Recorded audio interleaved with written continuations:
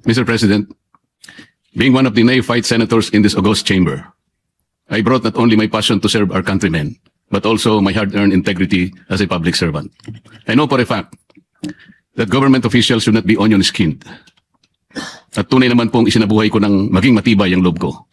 Dahil sa ilang dekada ko nang nasa serbisyo, talaga naman pong samut-saring batikos at pangungutya na rin ang aking natanggap.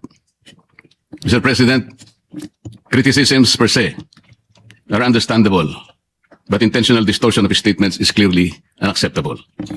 On 4 February 2026, the Commission on Appointments held a hearing for the confirmation of the ad interim appointments of the members of the Armed Forces of the Philippines.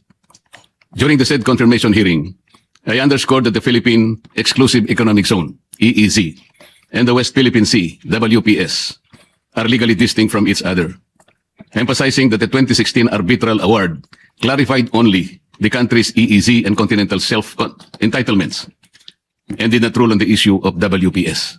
I further explained that certain Philippine-occupied features in the KIG lie beyond the EEZ. And because their enclave territorial seas are included in the West Philippine Sea as defined by RA 12064, their inclusion in the plotting of the WPS map could be an insurmountable task. Within this context, I gave a hypothetical way out about giving up the KIG, which was only meant to illustrate the legal obstacles and physical difficulty of delineating the West Philippine Sea that will encompass waters of the KIG in the high seas, highlighting the dilemma rather than advocating abandonment. Then, on 5 February 2026, one of our colleagues in this chamber caused the publication through his official social media account of a spliced and manipulated compilation of statements I have made during the aforesaid Commission on Appointments hearing. The said post presented a video compilation at sabay-sabay po nating panoorin ito. Patayan natin dito for something that is not even within our EEZ. Ang gawin natin po para madali, i-give up natin yung KIG. Ano go-govern pa rin yung international law. So atin yung Kalayaan Island Group. We call now on Captain Jess B. Pilar, Philippine Navy, the most senior among the officers now under consideration. Meron po tayong mga isla na occupied natin ngayon. Ito yung Kalayaan Island Group. Ngunit, they are way beyond our EEZ. Wala doon sa limit ng ating exclusive economic zone. Being a member of the armed forces, our seas, our rights, and our future, and we just stick to what is legally ours, what is stated in our law, sir. I'd like to congratulate you for responding very well to the questions of the Honorable Marcoleta. At first glance, Mr. President, the video may appear to convey precisely the narrative it was designed to suggest. However, that impression is fundamentally misleading. Recognizing the implications of such a portrayal, I formally wrote to said colleague and sought clarification as to the purpose and intent of publishing a spliced video which seemed to have deliberately tweaked the import of my statements and portrayed in a manner as though I was advocating the surrender of a portion of our territory. Ayan po yung aking sulat, Mr. President, a one-page letter. Ayan naman po yung 3 pahina na sagot sa akin, Mr. President. In his reply letter, he characterized my concerns in this manner, and I quote, "Allegations that the video excerpt was deliberately crafted to mislead or that it was altered to deceive are serious in nature and demand substantiation. None has been provided." I strongly disagree, Mr. President. The substantiation lies in the record itself. The official transcript and the unedited proceedings plainly demonstrate how my statements were taken out of context and presented in a manner that materially altered their meaning. Ilalantad ko po ito maya-maya ng konti, Mr. President. He further stated, and I quote, "For your information, I do not exercise editorial control nor oversee the day-to-day uploading of content on the said page, which is maintained by my office as part of our regular public information efforts with materials drawn from official and publicly verifiable proceedings." Again, I strongly disagree, Mr. President. Even if he does not exercise direct editorial control, responsibility still lies with his office for ensuring that the materials they publish accurately reflect the context and intent of the proceedings. Hindi po pwedeng sabihin, hindi ako ang direktang gumawa. This is a clear attempt to shift one's responsibility, so stated by our colleague in his letter. Sa batas at prinsipyo ng pamamahala, may tinatawag na command responsibility. Hindi maaaring maghugas ng kamay ang operator ng taxi or jeepney kapag nakasagasa ng kanyang driver. Sa ilalim ng batas at ng prinsipyo ng vicarious liability, ang operator pa rin ang nananagot dahil siya ang nagmamay-ari ng prangkisa at namamahala ng mga sasakyan. Ganon din ang may-ari ng karinderya. Kapag may na food poison, Dahil sa pagkaing inihain, hindi niya maaaring ituro ang kusinera at sabihing siya ang nagluto. Sa mata ng batas, ang may-ari ng karinderya ang may pananagutan sa kalidad at kaligtasan ng pagkain. Sa paghahalin tulad po, Mr. President, sa kaso ng driver at kusinera, kahit ang lahat ay nangyari nang hindi sinasadya, nananagot pa rin ang may-ari. Sa kaso ng splice video, na maliwanag namang sinadya, lalong dapat managot ang may-ari, lalo pa kung siya ay talaga namang sangkot sa paggawa nito. Lastly, said colleague maintained that the video merely reflects what was posted in the Commission's official broadcast, and I quote, "Be that as it may, an objective viewing of the subject video would show that it is merely an excerpt from the official live broadcast of the Commission on Appointments hearing." Again, I strongly disagree, Mr. President. The truth is, it is a corrupted excerpt taken from the official live broadcast of the Commission on Appointments, presented in a way that selectively edited or rearranged my words for the purpose of distorting the meaning and misleading the people. Mr. President, his explanations do not address the central issue. The concern is not the source of the footage, but the manner in which it was spliced and deceptively presented. Appearances, as we know, can be engineered. The compilation was not an honest representation of the proceedings. What was shown was not the substance of the discussion, but manufactured impression. One that rearranged fragments of my remarks to create a meaning I neither intended nor expressed. Mr. President, kung ang simpleng pahayag nga ay nabibigyan ng iba't ibang interpretasyon, depende kung sino ang nakakarinig. Paano pa kaya ang pinagsama-sama at pinagtagpi-tagping piraso ng salaysay? Hindi ba't mas maraming malilihis sa tunay na konteksto at mensahe na nais maiparating? These statements were maliciously lifted, compiled, and used without consideration of its context. The complete transcript of the hearing would clearly show that there was no intent to surrender our rightful territory. As I previously said, it was only to illustrate the Herculean task of delimiting the West Philippine Sea in relation to the enclave territorial seas of each of the occupied and claimed features in the Kalayaan Island Group, most of which lie in the high seas. Mr. President, in the interest of transparency and fairness, I will be presenting the original video excerpts from which the circulated clips were taken, alongside the edited compilation that was posted on our colleagues' official page, and the pages of the transcript where it was lifted from. By laying them side by side, we and the public will clearly see how particular statements were extracted from different portions of the hearing and rearranged in sequence to construct a narrative that did not exist in the actual exchange. The comparison will demonstrate in concrete terms how selective cutting and reordering of remarks can transform a hypothetical illustration into what falsely appears to be a categorical position. In doing so, I seek clarity so that the record may speak for itself, complete and unaltered. Papatayan natin dito for something that is not even within our EEC. Ang gawin natin po para madali, i-give up natin yung KIG.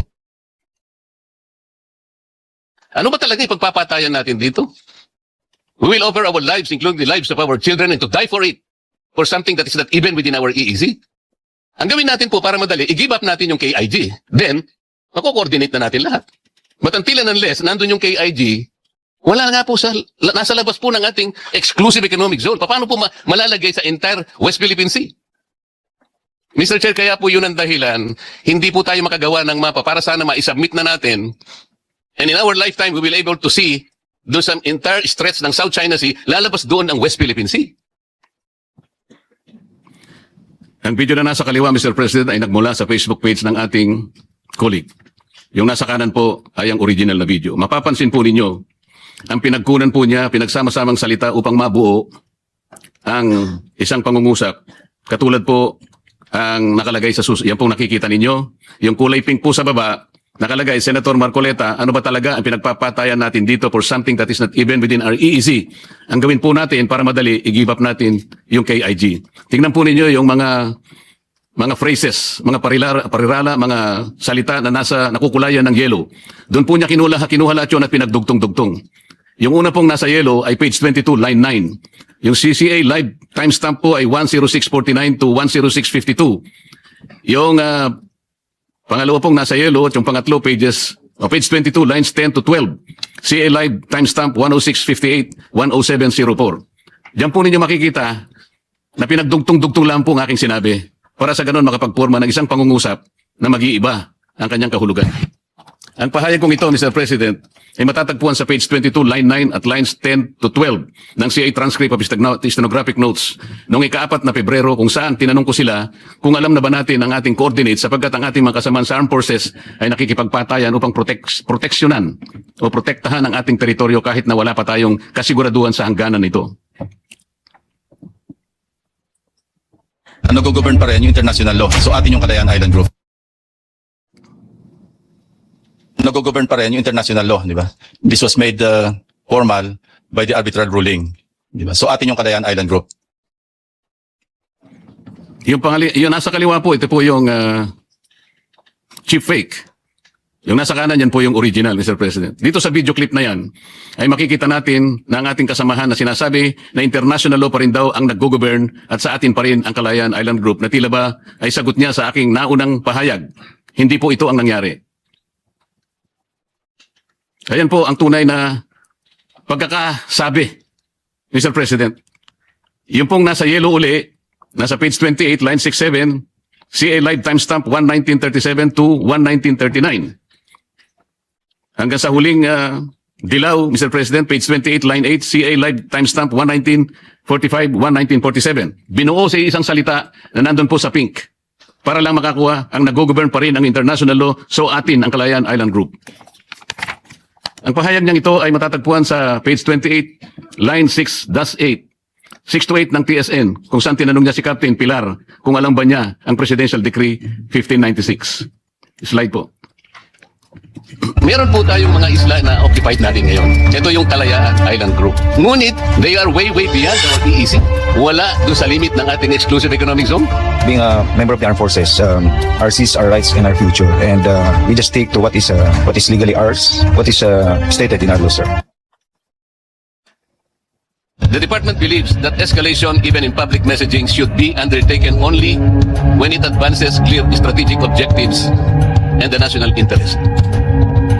Ano pong strategic objective o national interest ang na-achieve natin sa ginawa ni Commodore Tariela na magpakita ng ganung mga statements at mga caricatures sa uncompromising at nakakahiyang paglalarawan sa kanilang head of state? What did we gain strategically in terms of national interest? Meron po ba? Your Honor, I cannot answer on that. Hindi, sa panukat mo lang. Sir, being a member of the armed forces, we are voicing out the term our seas, our rights, and our future, and we just stick to what is being dictated in our what is legally ours and what is stated in our law, sir. What is legally ours must be defended, must be protected, and we should fight it out to the last drop of our blood. Sir President, sa mga video clips naman Meron na yan, po tayong mga isla na occupied natin ngayon. Ito yung Kalayaan Island Group. Alam na po ninyo yon. Meron tayong 4 na features in the Kalayaan Island Group. Ito po yung Pagasa, yung Parola, yung Kota, at yung Langkiam. Captain, alam po ninyo yan. Incidentally, Mr. Chairman, itong 4 na features na occupied ng ating bansa, they are way beyond our EEZ. Wala po sila sakop ng EEZ. Alam po ba ninyo yon, Captain? sa mga video clips na yan po, Mr. President, yan na po talaga nagkagulo-gulo. Ang mga pahayag kong ito ay matatagpuan sa page 19 at page 20 ng TSN, kung saan aking tinalakay ang Calayan Island Group at ang saklaw ng arbitral ruling. Ayan po yung mga salita na nasa nakukulayan ng kulay dilaw na kanilang pinagdugtong-dugtong para magawa po yung isang pangungusap na nandyan po sa pink color. Ayan po, yung page 19, line 58. Nandyan na naman po yung tatlong nakakulay na mga pahayag ko at pagkatapos pinagdugtong-dugtong uli para makakuha ng isang salita na nakukulayan sa kulay rosas. Makikita natin kung paano po nila pinaghalo-halo ang mga pahayag, Mr. President. Some words taken from page 22 of the TSN, the others were from page 28 at another from page 19. Hindi lamang po yan, iba-iba rin ang pagkakasunod-sunod ng pahayag kong ito sa page 19 ng TSN. Merong nasa line 25, biglang pumunta sa line 21, tumalon sa lines 7 to 8 at nasa page 20 at muling bumalik sa lines 5 to 8 ng page 19.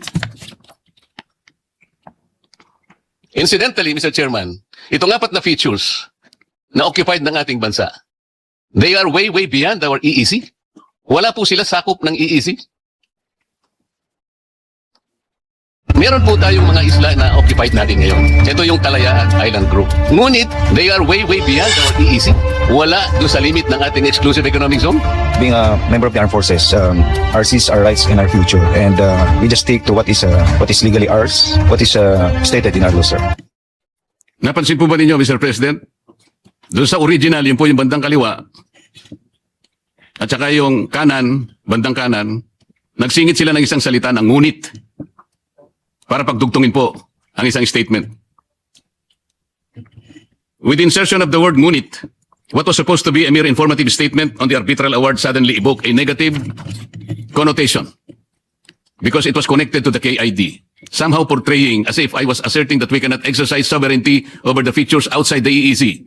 It created an unwarranted sense of contradiction or mischaracterization, distorting the legal point I intended to emphasize.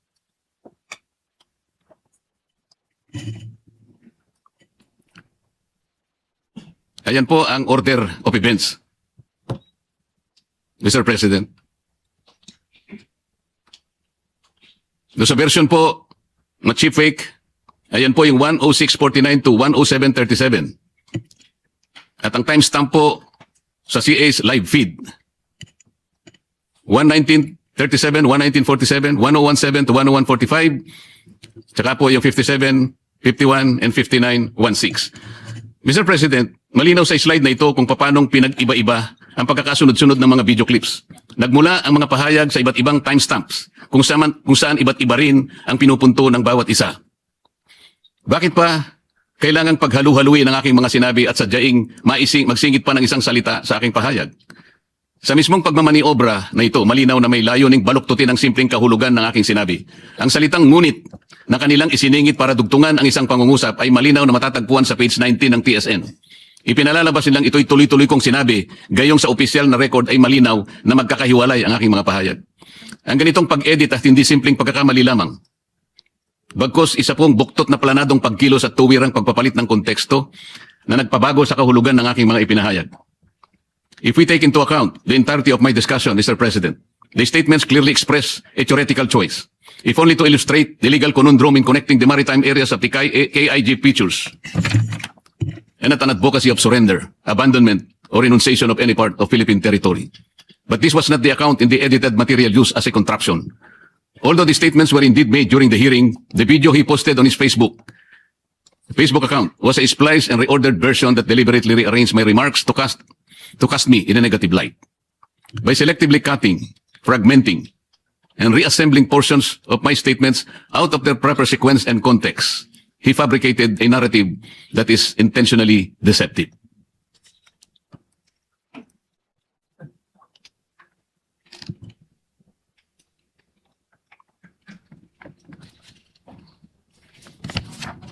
Sa mga slides na nakikita po natin, Mr. President, makikita rin natin kung paano umalingaw-ngaw ang epekto ng nasabing splice video sa iba't ibang TV networks, pahayagan sa social media, at sa mga kilalang personalidad sa politika. Mula sa isang inedit at pinagputol-putol na presentasyon, nabuo ang isang naratibong mabilis kumalat. Agad pinaniwalaan ng ilan at walang habas na ibinahagi nang hindi sinuri ang kabuuang konteksto ng aking mga pahayag.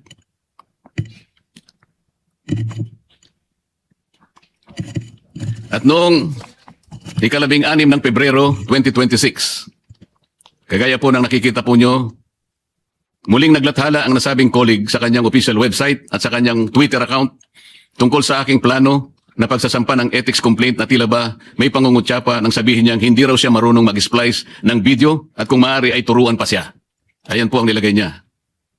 Ang ganitong pahayag na wari pagbibiro ay isa lamang paraan ng pag-iwas, ngunit halata naman na ang paratang ay hindi naitanggi. Ginoong Pangulo, kahit pa marunong akong mag-splice o mag-edit, kailanman ay hindi ko ituturo kung ito ay gagamitin sa kamalian na magdudulot ng kalituhan o kapahamakan sa aking kapwa. Ang sabi nga niya, ang tama ay ipaglaban, ang mali ay labanan. From his own words, his own slogan, his own political battle cry, let us walk the talk, Mr. President. He did not stop at posting the spliced and misleading video. He continued to publish and disseminate statements on the same issue, repeatedly insinuating that I intended to surrender a portion of the country's territory, portraying me as a villain and himself the hero. Ang kulit. In his interview with DCBB 594, February 5, 2026, posted on his official YouTube account, he once again talked about the same topic. Ito po ang sinabi niya. Nang narinig ko, sabi ni Senator Marcoleta, na ipamigay na lang natin, hindi ako nakapigil. Doon, kailangang liwanagin natin kasi atin yan. At may basihan kung bakit atin yan. Sabi niya, sa labas ng EEC, di ko matanggap yan kasi nandoon na may mga Pilipino sa Pag-asa Island. On February 7, 2026, sa nakikita nating social media post, ayan po, Mr. President. The same colleague once again utilized his official Facebook page, website, and other social media accounts and published an article discussing the Kalayaan Island Group, asserting that relinquishing it would be tantamount to surrendering the entire nation. Through this subsequent posting, he reinforced the same insinuation and misleading narrative previously advanced. A narrative anchored on a distorted interpretation of my statements rather than on the true record of the proceedings. This development, Mr. President, naturally raises serious questions. What objective is being served by repeatedly advancing this narrative? Bakit tila ako ang palagi niyang tinatarget? Ano ang tunay na layunin ng patuloy at piling pagtutok laban sa aking mga pahayag at paninindigan? Ano bang dahilan kinakailangan niyang baluktutin ang aking mga pahayag at ipilit ang isang salaysay na malinaw na taliwas sa aking tunay na paninindigan? Mr. President, truth cannot be distorted by editing, nor can integrity be blemished by manipulation. Every issue needing public discourse should start and end in floor debates in this chamber, not in the cover and comfort of partisan media. When statements are deliberately stripped of context and repackaged to mislead the public, the injury is not merely personal, it is institutional. It corrodes trust, distorts democratic debate, and undermines the very standards of fairness this chamber is duty-bound to uphold. I therefore place on record this demand for clarification, firm in the conviction that reasoned discussion must prevail over misrepresentation. Para sa kalaman ng lahat, falsification of a video recording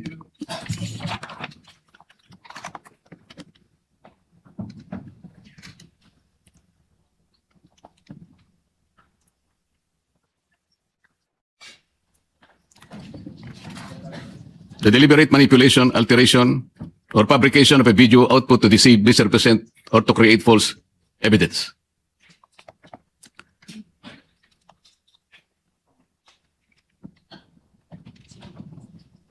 Yung slide 25, please. Ayan po. Mr. President, these are not trivial matters. Legal repercussions can arise. For when public platforms such as Facebook and YouTube are used to amplify misrepresentations, the consequences extend beyond individual reputations and risk misleading the very people we are sworn to serve. Such acts may constitute violations of Cybercrime Prevention Act of 2012, particularly under provisions of penalizing online libel and the spreading of false information through video forgery and tampering. Lest we forget, the sacred wordings of the PMA Honor Code and Honor System, so ingrained in the hearts of every cadet, are cast in stone. Let me quote this, Mr. President. The Honor Code is our pride as it is our heritage. We will hold its trust long after we have left the gray line. We will be guided by its principles of fearless truth regardless of consequence, a sine qua non in our profession of arms. Our code does not deviate from the universal concept of honor. It demands the truth, nothing else but the truth, both by act and implication. Each cadet becomes a zealous guardian to his earmark of the Corps, and will report another or himself for a violation of honor. It is in keeping this priceless legacy from our predecessors that we seek to transmit it unblemished to the unending gray line. Mula sa PMA Code, Ginoong Pangulo, dalawa pa lang napaka-importanting tanong ang dapat masagot ng bawat kadete ng Philippine Military Academy. Una, do I intend to deceive? Pangalawa, do I intend to take undue advantage? If a cadet can answer no to both questions, he is not guilty of any honor violation. Ngunit kung hindi ka naman makakasagot ng hindi sa dalawang tanong na ito, wala kang karapatan upang matawag na marangal. Mr. President, if the Philippine Military Academy requires every cadet to answer 2 questions on the virtue of honor, shouldn't we ask ourselves if we all deserve the honor of serving our people in this chamber? Mr. President, when he spoke last February 21, 2026, during the PMA Alumni Homecoming where he was guest speaker, he declared, and I quote, If the test of courage and loyalty transpires during times of danger, integrity is tested in positions of power and influence, especially when no one is looking. If it were so, Mr. President, then this is a powerful reminder that those who hold positions of authority must exercise them with fairness and fidelity. Yes, fidelity to the truth. Precisely because we possess influence. We bear a greater responsibility to ensure that we present to the public what we present to the public is complete, accurate, and not deliberately framed to mislead. Integrity, after all, Mr. President, is not proven by rhetoric, but by conduct. Ginoong Pangulo, ang katotohanan ay hindi maaring tabunan ng ingay. At ang paninindigan ay hindi maaring yurakan ng panlilinlang. Uulitin ko po, hindi po ako kailanman nagsulong ng pagsuko ng ating teritoryo. Ako ay naninindigan para sa malinaw, tapat at responsabling pagtalakay ng batas at ng ating pambansang interes. Sa harap ng baluktot na salaysay, ako ay nananatiling matatag sapagkat sa huli, ang katotohanan ay mananaig at ang taong bayan ay may karapatang malaman ng buong katotohanan. Walang dagdag, walang bawas, walang panlilinlang. Maraming salamat po, Mr. President.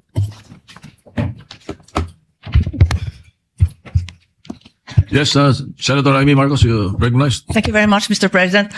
It's simply by way of manifestation as a member of the Committee on Appointments. I was present during the hearing narrated by our colleague, Senator Marcoleta, and I vigorously attest and corroborate to the accuracy and truth of his statement of facts and the consequent misleading, whether carelessly or maliciously, interpretation that followed. Thank you. Majority Leader. I move that we refer the privileged speech of the good gentleman to the Committee on Rules, Mr. President. Any objection? Hearing none. Sorry for